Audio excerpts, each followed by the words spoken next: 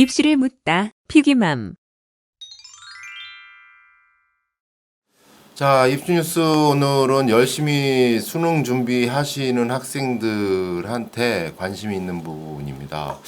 6평 문제의 23.9%가 고교 수준 밖이었다. 그래서 국회에서는 킬러 문항 방지법이라는 것도 나왔다고 하는데 과연 고교 수준 밖의 이 문제를 어떻게 볼 것인가?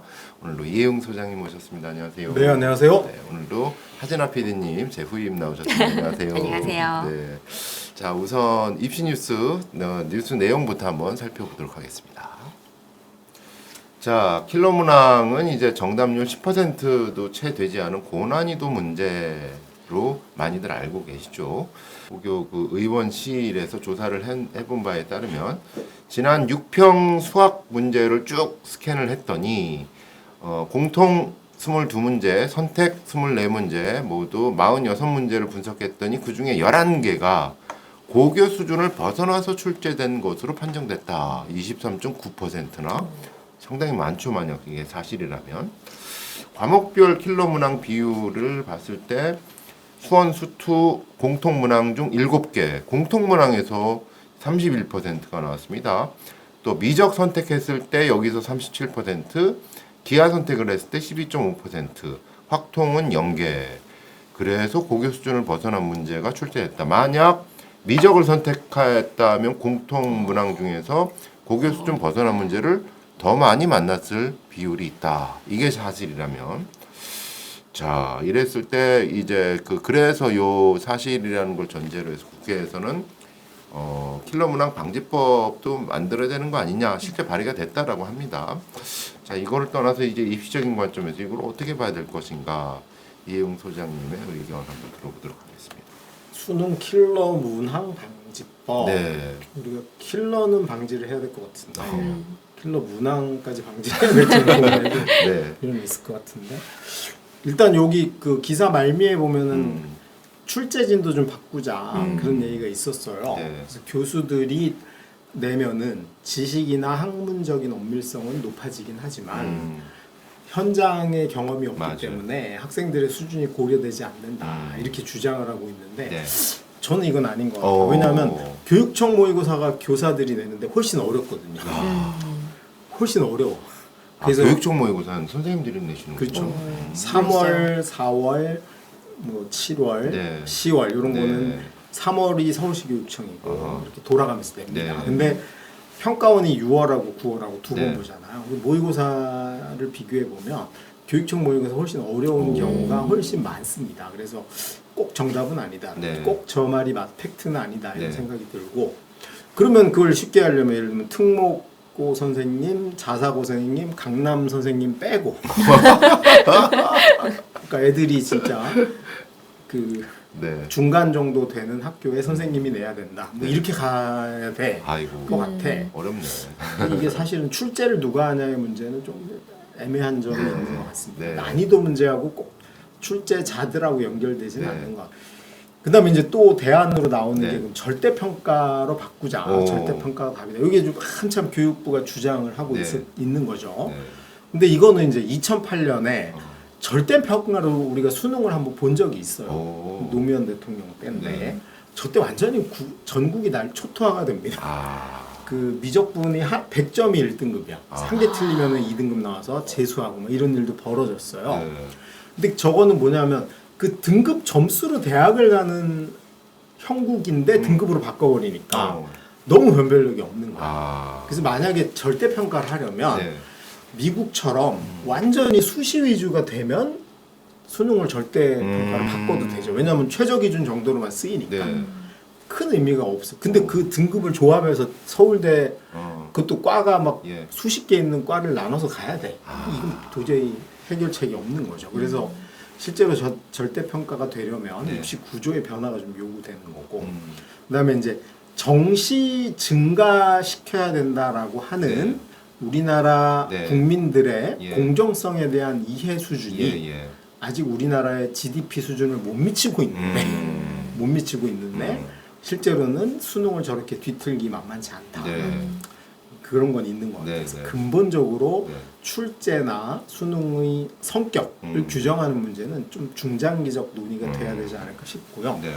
뭐 정답률 10%는 그 아까 기사에서도 네. 킬러 문항이라고 이름을 좀 바꿔야 될 것 같아요. 너무 무서워. 나쁜 문항 뭐 나쁜 문항. 애교 있게 해야 되지 않을까.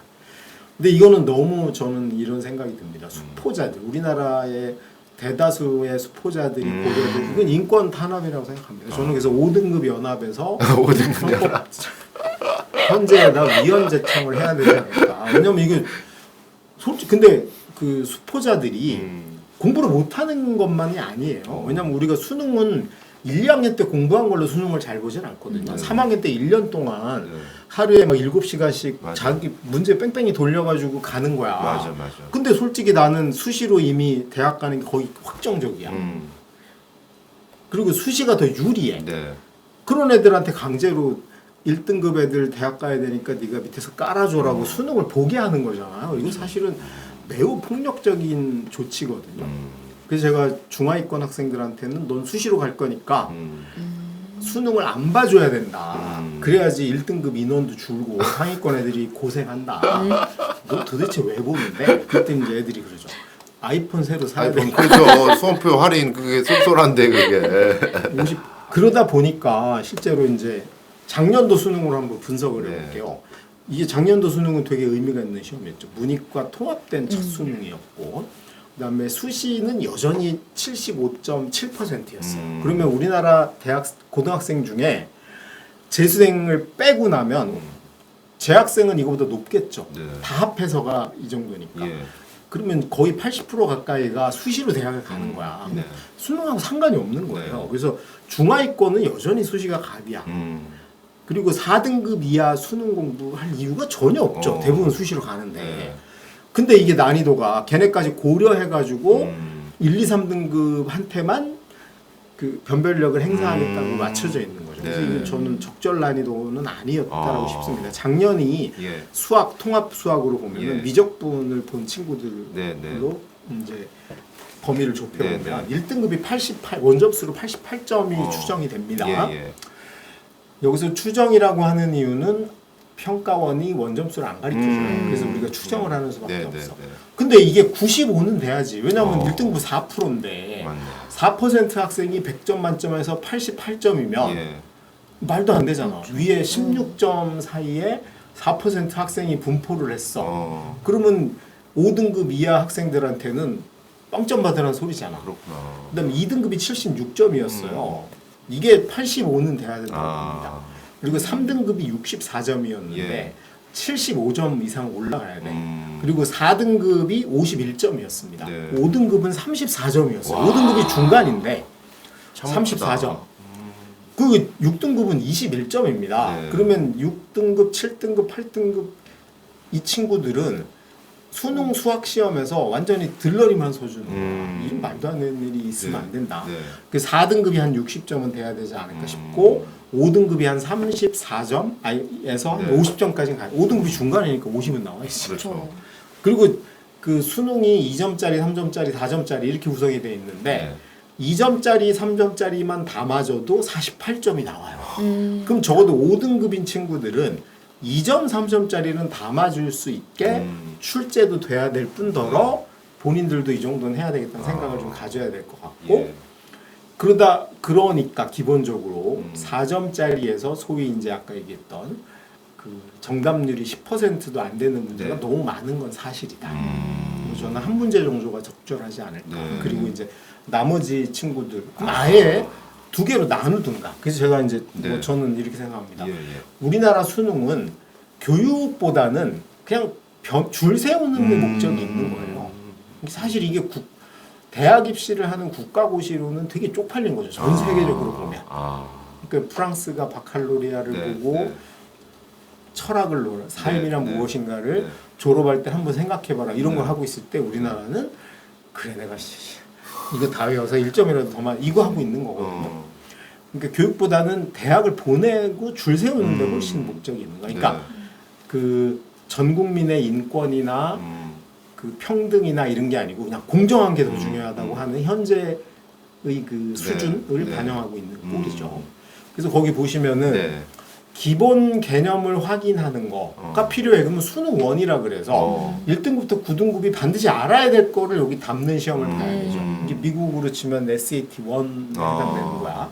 그리고 수학이 필요한 분야가 있어. 네. 수학과, 공대 이런 데다. 그러면은 필요한 애들만. 예를 들면 난 한의대 갈 거야. 거기 수학이 왜 필요해? 그럼 좀 필요 없어. 그만 선택 안 하면 안 봐도 될 수 있게 그걸 수능투로 구분을 한 이런 안도 있어요. 현재는. 또는 4에서 6등급이 기본적으로 알아야 될 것을 무조건 알아야 돼. 그래서 오히려 이걸 오히려 6등급, 7등급 학생들한테도 야 이거는 모르면 졸업이 안 될지도 몰라. 너 바보를 면하려면 이걸 해. 그래서 동기부여도 해야 되고 6등급인데 막 문제를 풀다 보면 도대체 이걸 내가 이것까지 알려면 얼마나 더 해야 돼. 이런 좌절감을 주는 이건 아닌 것 같죠. 그래서 이걸 수능 1으로 한다든가 그다음에 1, 2, 3등급을 가리는 정도의 난이도가 필요하다. 그러면 수능 2로 분리를 한다든가. 지금 선택은 사기죠. 왜냐하면 수학에서 수원, 수투가 공통이고 그다음에 미적이나 기하나 확통 중에 하나를 선택해라잖아. 선택 안 할 수도 있어야지. 나는 안 볼래. 이것도 가능해야지. 그 다음에 이제 수능을 최고의 덕목으로 보는 건 문제가 있다. 우리나라 전체적으로 지금 문제가 있는 거죠. 수능 잘 본 애가 세다라는 게 아주 일반적인 애들 사이에 애들 사이에서는 수능이 가. 그 수능은 솔직히 양치기로 될 수 있는 건데 다양성이 필요한 사회에서 이건 좀 교육에 역행하는 게 아닐까 싶긴 합니다. 그러니까 수시 합격이 확실해서 고3 때 암기하고 반복 학습 위주인 수능을 안 했어 그렇게. 나 이미 부산대 부산 사는 친구가 나 부산대 내가 기계공학 가고 싶은데 거기 무조건 붙을 성적이 나왔어 내신으로. 그래서 3학년 1학기 내신까지는 들어가니까 열심히 공부를 했고 부산대 수능 최저가 2합 5여서 나는 솔직히 해운대 가서 여름을 즐기면서도 충분히 갈 수 있어. 그래서 나는 이제 봉사활동으로 오히려 가가지고 나 수영을 잘하니까 거기서 구조대 활동하고 이런 걸 해파리를 잡거나 그런 걸 해서 나는 정말 내 인생에 가장 보람찬 고3 2학기를 보냈어. 근데 내가 욕을 먹어. 수능도 못하는 모질이라고. 이건 사실은 좀 아닌 것 같다. 그다음에 또 영재학교, 과고, 민사고 하나고는 애초에 학교에서 수능 공부를 안 해요. 그렇죠. 그 수능을 못한다고 하면 우리 영재학교 나왔는데 바보 이러지도 않잖아. 그래서 이거는 너무 획일적인 잣대다라고 생각이 듭니다. 그다음이 수능의 성격인데요. 수능은 전 국민이 공통으로 보는 시험이에요. 그러니까 운전면허 시험인데 예를 들면 지금 수능의 킬러 문제는 어떤 거랑 비슷한 거냐면 운전면허 시험 보는데 드리프트를 해야 되는 거예요. 운전면허 시험보다 죽을 가능성이 높은 거죠. 그럴 수 있네요. 운전면허는 그냥 잘 가고 신호 잘 지키는 게 오히려 중요해. 맞아. 빨리 도착하는 게 아니고. 그다음에 이상한 고개 운전 안 하고 규칙을 잘 지키는 게 키포인트야.